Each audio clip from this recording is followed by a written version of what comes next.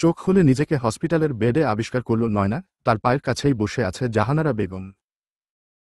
নয়নার জ্ঞান ফিরেছে এটা দেখেই দ্রুত সামনে এগিয়ে এসে নয়নার মাথায় হাত বুলিয়ে বলে, এখন কেমন লাগছে মা?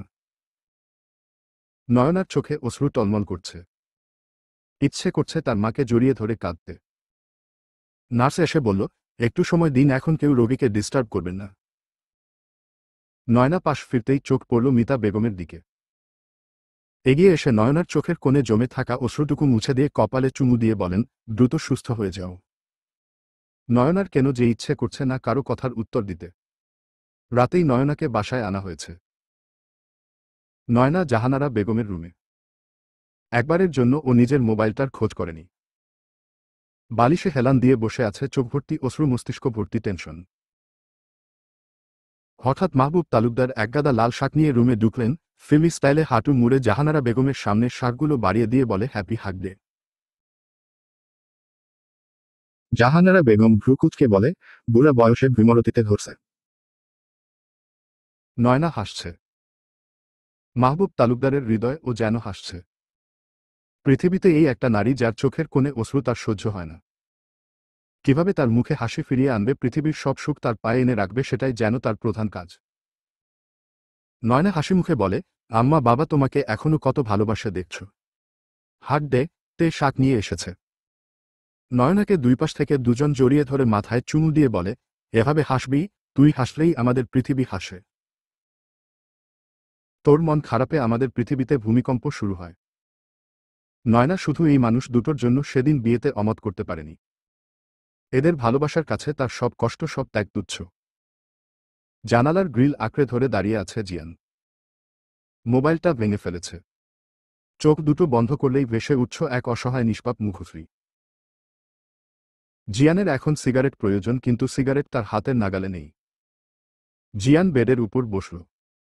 চোখ বন্ধ করে বলে, সরি পাখি, আমি না চাইতেও বারবার তোমার কোমল হৃদয়ে আঘাত করছি। আমি তোমার মায়ে জড়িয়েছি খুব অল্প সময়ে। মায়াবতী, তোমার মায়া কাটবে কিনা জানি না, তবে আমি তোমার ভালোর জন্য আমাকে তোমার থেকে সরিয়ে নেব। আমি তোমার কষ্টের কারণ হতে চাই না। তবুও আমি অপরাধী, তোমার ছোট হৃদয়টাকে ক্ষতবিক্ষত করার অপরাধে। তোমার মতো নিষ্পাপ এক ফুলকে কলুষিত করেছি আমি, আমাকর ক্ষমা করে দিও মায়াবতী। ঔষধি। সায়নার পাশে অনিকেত চুপচাপ বসে আছে। একই রিকশায়। অনিকেত বাস্তবতা বোঝে, সে জানে পৃথিবী কতটা কঠিন। বাবা মানা থাকলে তার দুনিয়া কত নির্মম। এই যে হার্টের ডাক্তার, আপনি হার্টের ডাক্তার হয়ে আমার হার্টের চিকিৎসা কেন করবেন না? তুমি না জাহিনকে ভালোবাসো? ভালো, আমি এজন্যই কাউকে এখনো বাসিনি। তবে জিয়ান আর জাহিন ভাইয়া আমার চাইল্ডহুড ক্রাশ। জিয়ান ভাইয়া রাগী গম্ভীর, সব সময় পড়ালেখা আর পড়ালেখায় ডুবে থাকত। তাই আমার পছন্দ ছিল জাহিন।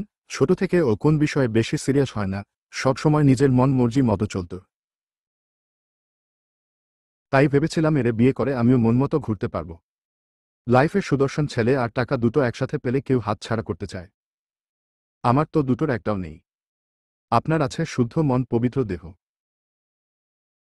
আপনি ওইদিন বলেছিলেন আপনার শরীর টাচ করতে না, কারণ এটা আপনার ভবিষ্যৎ বউয়ের আমানত। ব্যাস, আমি আপনার উপর ফিদা। বিয়ে করলে আপনাকেই করব। আর হ্যাঁ, যথেষ্ট সুদর্শন আপনি, আর ডাক্তাররা আবার গরিব ও হয়। আমাকে বোকা মনে হয় আপনার? অনিকেত শান্ত কণ্ঠে বলে, আমি তোমাকে বিয়ে করতে পারবো না। আমি নিজেও জানি না আমার বাবা মা কে। এমন পিতৃ পরিচয়হীন ছেলের কাছে কোন পরিবার নিজের মেয়ে দেবে? পরিবারের দিতে হবে কেন? মেয়ে নিজেই আপনার কাছে চলে আসবে। দূরত্ব ঠিক রেখে কথা বলুন। সায়না হুট করে এক অকাজ করে বসল। হঠাৎ অনিকেতর হাত দুটো ধরেই ঠোঁট ডুবিয়ে দিল অনিকেতের ঠোঁটে। প্রথমবার কোন নারীর স্পর্শে অনিকেতের শরীরে যেন বিদ্যুৎ বয়ে গেল।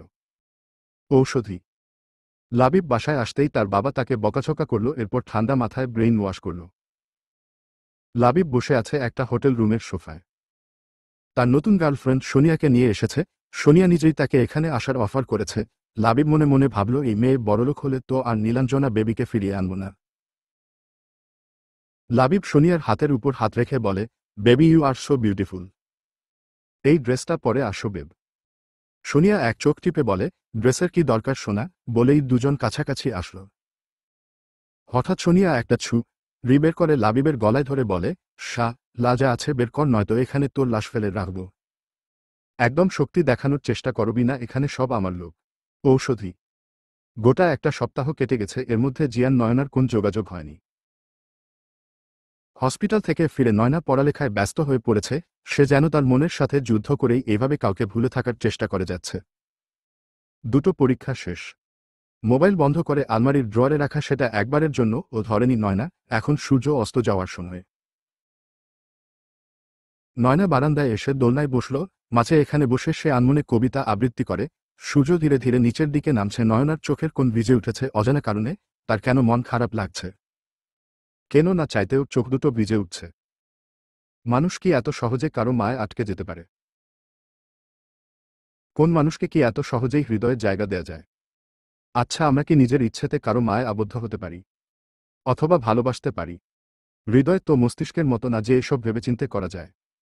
সে তো নিজের মতো চলে। মন আর মস্তিষ্কের দ্বন্দ্বে আমাদের কাকে প্রাধান্য দেওয়া উচিত? মন আর মস্তিষ্ক কেন আলাদা চলে? এসব প্রশ্ন যেন নয়নাকে ঘিরে ধরেছে, অথচ উত্তর মেলাতে সে ব্যর্থ। সূর্যের রক্তিম ভাবাটুকুও বিলুপ্ত হওয়ার পথে। নয়না উঠে দাঁড়িয়ে আনমনে বলছে, আমি চাই না তুমি আমাকে সূর্যের মতো ভালোবাসো যার প্রখরতা বিলুপ্ত হয়ে যায় আধারে। আমি চাই না তুমি আমায় চাঁদের মতো ভালোবাসো, যার সৌন্দর্য হারিয়ে যায় দিনের আলোয়। আমি চাই তুমি আমায় আকাশের মতো ভালোবাসো, যে ক্ষণে ক্ষণে বদলাবে তবুও ছেড়ে যাবে না, সবসময় স্থির থাকবে আমার পাশে। নীলাঞ্জনা পাশ থেকে বলে, বাহ, সুন্দর বলেছিস তো। তা খুব ভালোবাসিস বুঝি? নয়না কোন উত্তর না দিয়ে রুমে চলে আসলো। জায়নামাজ নিয়ে ফ্লোরে পেতে নামাজে দাঁড়িয়ে গেল। আর কোন সময় নামাজ পড়ুক আর না পড়ুক, পরীক্ষার সময় নয়নার নামাজ যেন মিস হয় না। নীলাঞ্জনা হাসছে। ছোটবেলা থেকেই নয়না এক্সামের নামাজি। নীলাঞ্জনা 1 সপ্তাহ ধরে হে বাসায় কেউ তার খোঁজ নেয়নি। সে খাচ্ছে, ঘুমাচ্ছে। কেউ তাকে কিছুই জিজ্ঞেস করছে না, কাছে ডাকছে না। সবার এই নীরবতা নীলাঞ্জনাকে যেন কুড়ে কুড়ে খাচ্ছে। ঔষধি। নয়না চিৎকার করে বলে, আপনার দুঃখ, আপনার কষ্ট, আপনার স্যাক্রিফাইস, আপনার হৃদয়ের ক্ষত, সব দিকে আপনি আর আপনি। স্বার্থপর মানুষ, আপনি নিজেকে ছাড়া আর কাউকে দেখতে পান না। আপনার এত কিছুর মধ্যে আমি কোথায়? আমার ক্ষত বিক্ষত হৃদয় একবারও আপনার দৃষ্টিতে পড়েনি। একবারও আপনার মন বলেনি আপনি অন্যায় করছেন আমার সাথে। আপনার এত কিছুর ভিড়ে ভিকটিম কার্ড প্লে করছি আমি। জিয়ান ধরফরিয়ে উঠে বসল, কপালে জমেছে বিন্দু বিন্দু ঘাম। বেডসাইড ল্যাম্প জ্বালিয়ে জোরে জোরে নিঃশ্বাস নিল। তার মানে এসব স্বপ্ন ছিল। মোবাইল হাতে নিল। নতুন মোবাইল কিনেছে। মোবাইলের স্ক্রিনে তারিখ দেখে বলে, আজ 1 সপ্তাহ আমাদের কথা হয় না। রোজ আমার তোমার কথা মনে পড়ে। তোমার কি আমার কথা মনে পড়ে না ষোড়শী? তোমার এক্সাম কেমন হচ্ছে জানা হলো না। আমি তোমাকে আমার করতে পারবো না। আমি তোমাকে মুক্ত করে দিলাম। তবুও চাই তুমি ভালো থাকো। আমি তোমার অপরাধী। তুমি কখনো আমার অপরাধ ক্ষমা করে আমাকে আপন করতে পারবে না। আমি বারবার তোমাকে হার্ট করেছি, বারবার তোমার কোমল হৃদয়ে গভীর আঘাতে জর্জরিত করেছি। ক্ষমা যাওয়ার ভাষাটুকুও আমার কাছে নেই। আমি জানি তুমি ভালো কাউকে ডিজার্ভ করো, আমার মত অপরাধীকে না। মোবাইলের স্ক্রিনের আলো নিভে যাচ্ছে। জিয়ান আবার জ্বালাচ্ছে। সেখানে জ্বলজ্বল করছে তার ষোড়শী রমণীর হাসজ্জ্বল মুখশ্রী। চলবে। পরবর্তী পর্ব পেতে চ্যানেলটি সাবস্ক্রাইবও করুন।